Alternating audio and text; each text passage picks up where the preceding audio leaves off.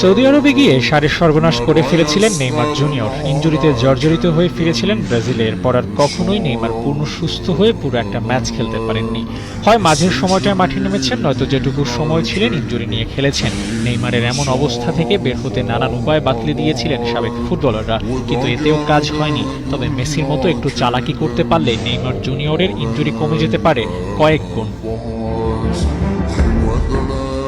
Lionel মেসির খুব বেশি ইনজুরি না থাকলেও চেষ্টা করেন কম চাপ নিয়ে খেলতে। সবশেষ কোপা আমেরিকা জয়ের পর পুরো ম্যাচ না খেলে ম্যাচের কিছু অংশে খেলতেন মেসি।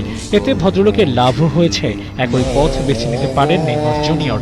পুরো ম্যাচ না খেলার চিন্তা করে ম্যাচের 3 ভাগের যে কোনো 1 ভাগ সময় মাঠে থাকতে পারেন। একেবারে না খেলার থেকে কম খেলা তো ভালো।